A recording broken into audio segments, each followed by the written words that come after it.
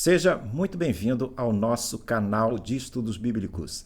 Estamos seguindo com a nossa série sobre Carta aos Hebreus e hoje nós chegamos no capítulo 12. Convido você a ter em mãos a sua Bíblia, pois leremos algumas passagens juntos, passagens essas que serão a base para o nosso estudo de hoje. E eu convido você também para orarmos ao Senhor para que Ele nos dirija nesse estudo. Vamos fazer isso então? Senhor Deus e Pai, nós te agradecemos a oportunidade de estudarmos a Tua Palavra. Queremos te pedir que Tu nos ajudes e nos orientes nesse estudo e que Tu esteja conosco, nos ajudando a colocar em prática aquilo que viermos a aprender. Em nome de Jesus, amém. Vamos então à nossa leitura. Eu selecionei apenas 3 versículos, os 3 primeiros versículos desse capítulo 12. E eu espero que você tenha a oportunidade de ler o capítulo todo depois de nós terminarmos o nosso estudo. Mas agora nós leremos apenas esses 3 capítulos. E a palavra de Deus, esses 3 versículos, e a palavra de Deus nos diz o seguinte: portanto, também nós, visto que temos a rodear-nos tão grande nuvem de testemunhas, livremo-nos de todo o peso do pecado que tão firmemente se apega a nós e corramos com perseverança a carreira que nos está proposta, olhando firmemente para o autor e consumador da fé, Jesus, o qual, em troca da alegria que lhe estava proposta, suportou a cruz sem se importar com a vergonha, e agora está sentado à direita do trono de Deus. Portanto, pensem naquele que suportou tamanha oposição dos pecadores contra si mesmo, para que vocês não se cansem e nem desanimem. O trecho de Hebreus, capítulo 12, versos 1 a 3, que acabamos de ler, ele utiliza a figura de uma corrida e a figura de um atleta que corre com perseverança a carreira que lhe é proposta.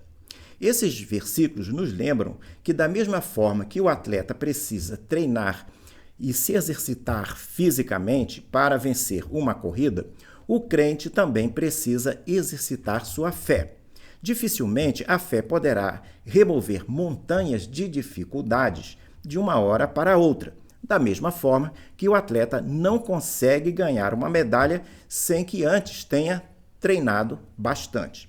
É o que acontece também com a maturidade, com o crescimento físico e com o crescimento espiritual. Todos eles necessitam de tempo e exercício para se desenvolverem. A fé é algo que precisa ser exercitada e desenvolvida. No verso 1 do texto que nós lemos, o autor da carta aos Hebreus exorta o leitor a se desfazer de todo o peso para que seja vitorioso na corrida da fé. Nesse tipo de corrida, desfazer-se de todo o peso significa a pessoa se desvencilhar de tudo o que for supérfluo para a corrida, ou largar coisas que não são necessárias ao longo do percurso a ser percorrido. O objetivo de desfazer-se de todo o peso é para podermos correr com perseverança a carreira que nos é proposta. E com isso, não venhamos a desistir da corrida, algo que seria muito ruim. Da mesma forma que um atleta precisa estar em boa forma física, o crente também precisa manter-se em boa forma espiritual, para que, sendo perseverante, consiga chegar no final da corrida. Além de nos livrarmos de todo o peso que não é necessário nessa corrida, o autor também nos exorta a nos livrarmos de qualquer tipo de pecado. No contexto da carta aos Hebreus, um dos pecados que poderia levar o crente a perder essa corrida logo de início é a incredulidade.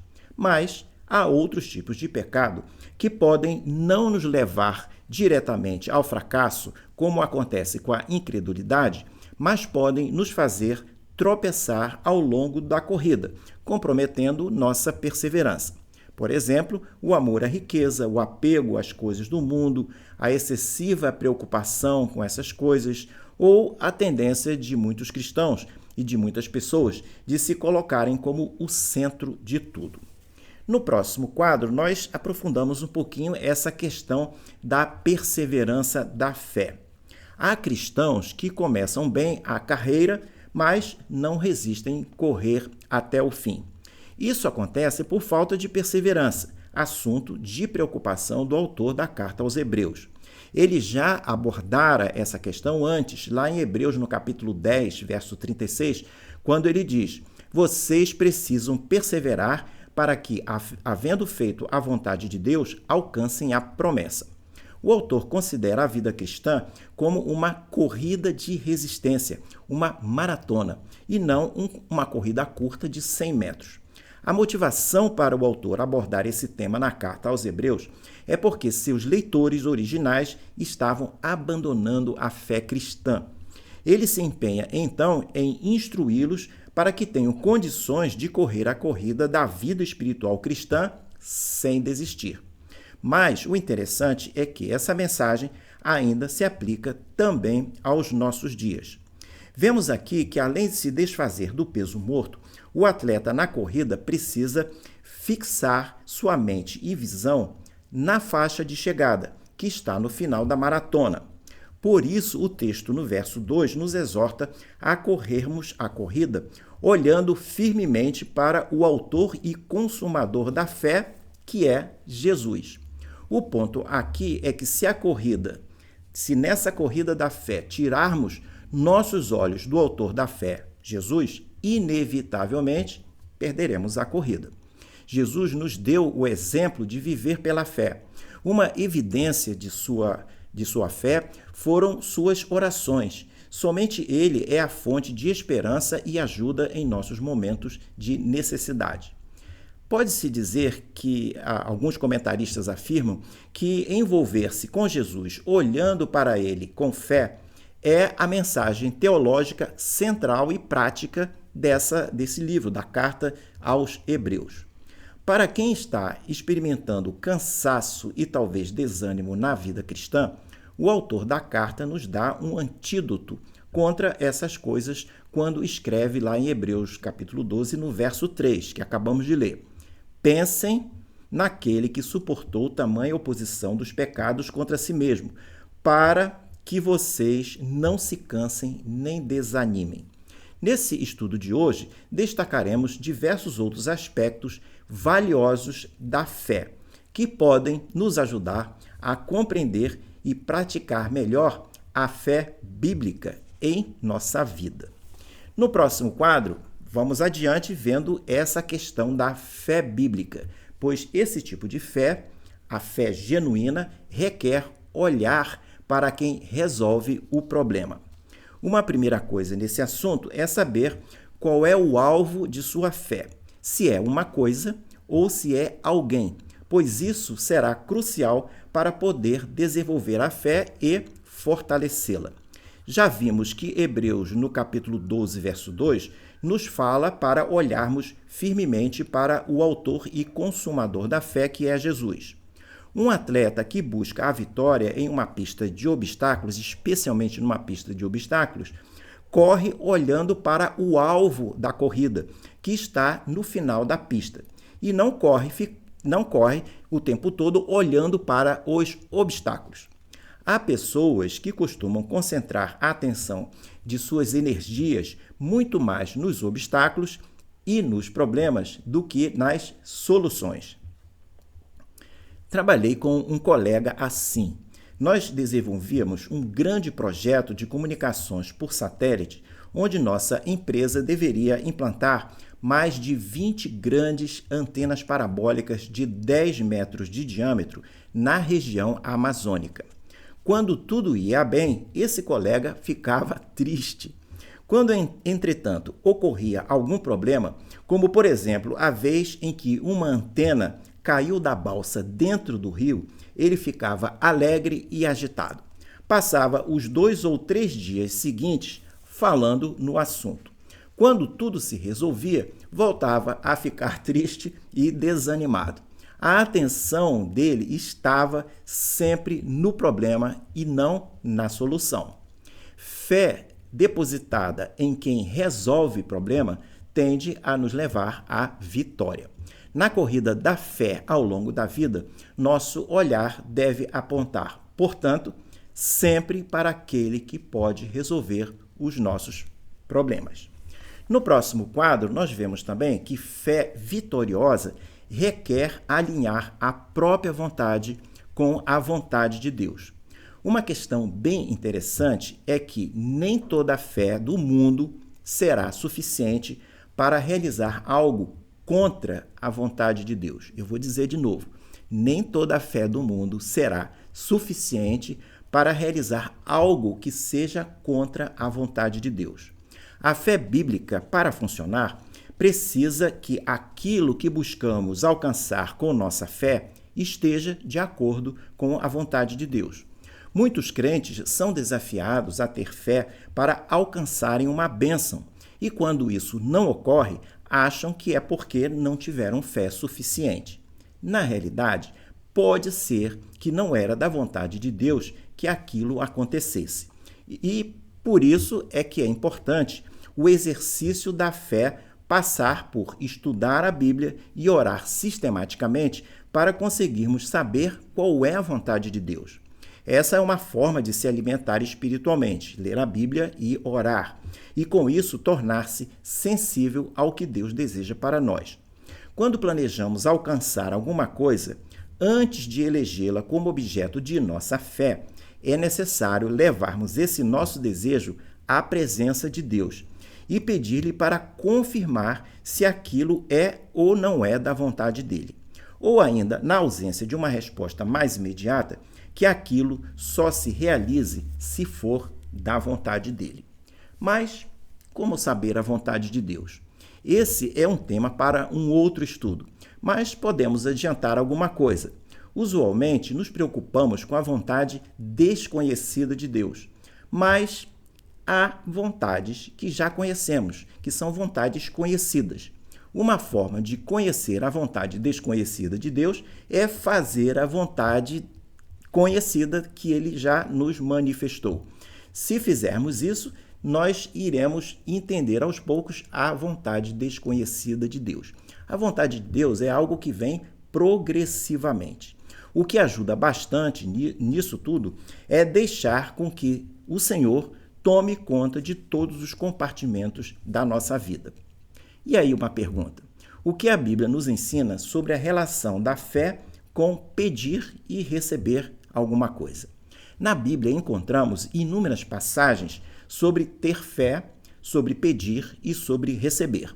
Ocorre, entretanto, que muitas dessas passagens são lidas isoladamente, dando-nos a impressão de que basta pedir e ter fé para que tudo se resolva conforme desejamos. Será que é assim que a fé funciona? Será que é igual essa história de fé? É igual aquela história antiga de Aladim, a lâmpada maravilhosa, que bastava o possuidor da lâmpada fazer pedidos e o gênio da lâmpada os atendia aquele autor? Uma passagem que gosto muito por ser completa e resumida sobre esse tema é aquela encontrada em João capítulo 15, no verso 7, onde Jesus nos diz: se permanecerem em mim e as minhas palavras permanecerem em vocês, pedirão o que quiserem e lhes será feito. Importante observarmos aqui duas coisas. A primeira é: pedirão o que quiserem e lhes será feito. Isso significa que Deus, em sua bondade e misericórdia, possui muitas coisas boas para nos dar. Isso, porém, vem com uma condição, que é colocada logo no início da frase, que no nosso comentário aqui é a segunda coisa que nós chamamos a atenção. O que é isso? Se permanecerem em mim e as minhas palavras permanecerem em vocês. Permanecer em Jesus e ter as palavras dele permanecendo em nós é exatamente ter a nossa vontade coincidente com a vontade de Deus.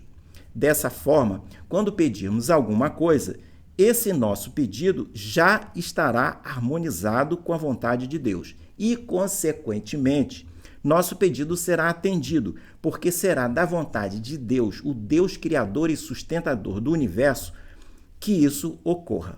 Significa também que teremos a condição de enxergar melhor aquilo que devemos pedir e o que realmente será melhor para nós.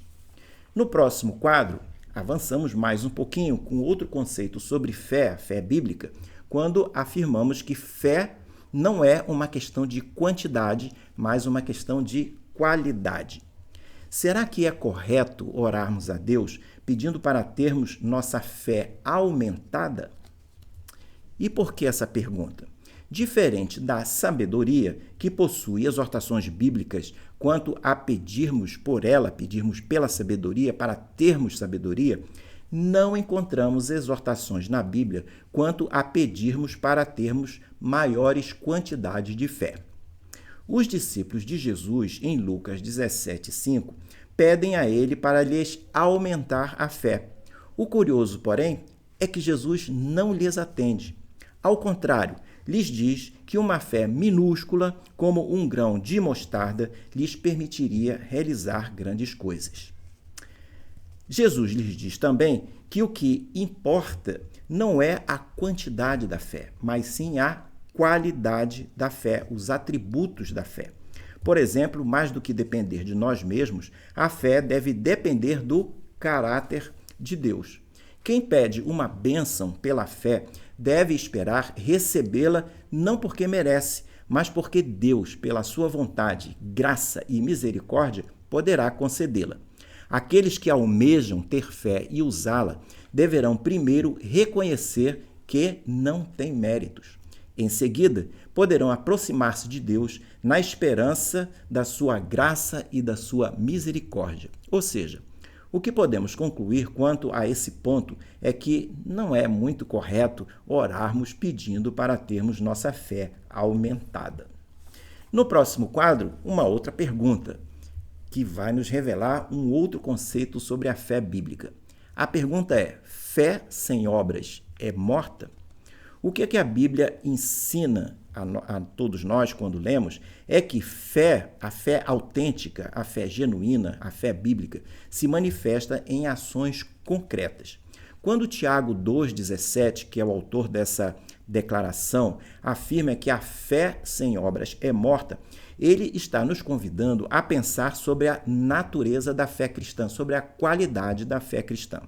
Para ele, a fé não é apenas acreditar intelectualmente em algo, mas ter uma experiência viva que se manifesta em ações. A fé sem obras é morta porque a fé autêntica se manifesta em ações concretas.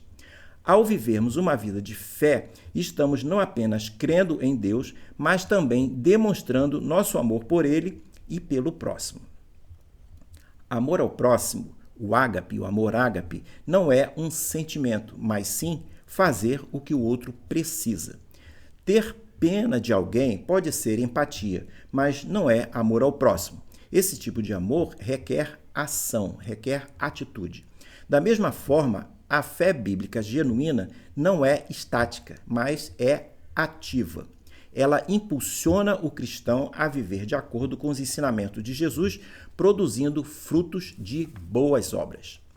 A ausência de obras pode indicar uma fé que não transformou a vida da pessoa. Uma árvore frutífera que não produz frutos possivelmente está morta ou seca. Da mesma forma, uma fé que não produz frutos de boas obras pode ser vista como uma fé morta. Há uma certa complementariedade entre fé e obras. Por exemplo, a fé leva o cristão a realizar boas obras, e as boas obras, por sua vez, fortalecem a fé que o cristão possui. Vale notar que, nesse versículo, Tiago não está dizendo que somos salvos pelas obras. A salvação é uma promessa de Deus recebida pela graça por meio da fé em Jesus Cristo. No entanto, Tiago chama nossa atenção para o caso do tipo de fé que se limita apenas à crença intelectual, sem que haja transformação na vida do crente. Toda fé genuína gera algum tipo de boas obras, mas nem sempre boas obras serão prova de haver fé genuína.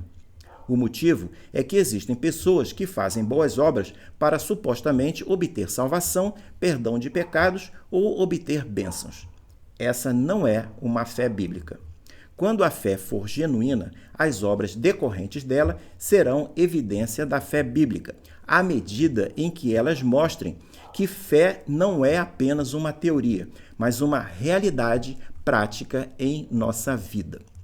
Outro aspecto a ser considerado é que as boas obras são uma expressão de obediência e amor a Deus e uma maneira de servir ao próximo. No próximo e último quadro, chegamos à nossa conclusão. Muitos acham que pelo fato de trazerem alguma coisa ou de fazerem alguma coisa em termos de serviço cristão, Deus fica obrigado a abençoá-los, porque, segundo eles, a cada serviço, Deus passa a lhes dever alguma coisa. Esse mecanismo, às vezes, é usado também na questão das ofertas. Alguns pensam que quanto mais derem dinheiro para a igreja, mais crédito terão na contabilidade do céu.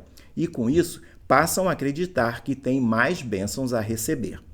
O ponto aqui é que fé não deve ser vista como moeda de troca. Se isso estiver acontecendo, é porque tem alguma coisa errada com o entendimento da pessoa sobre esse assunto. Finalizando, vale observar que a vida cristã em geral tende a ser mais desafiadora quando ela envolve ações de ordem prática. Por exemplo, é mais fácil estudar a Bíblia do que praticar o que ela ensina. É mais fácil discutir teologia do que falar do Evangelho para os outros. É mais fácil falar do Evangelho do que vivê-lo.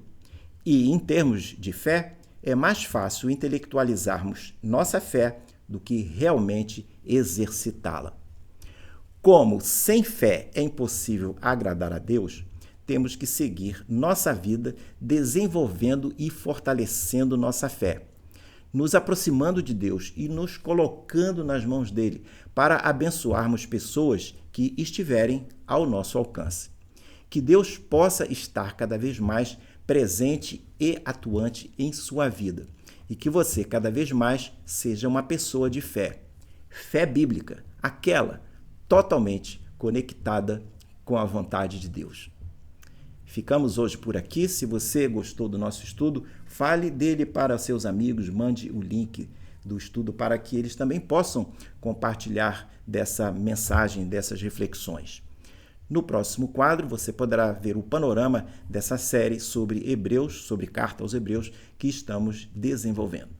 Deixo com você um grande abraço e espero vê-lo numa próxima oportunidade.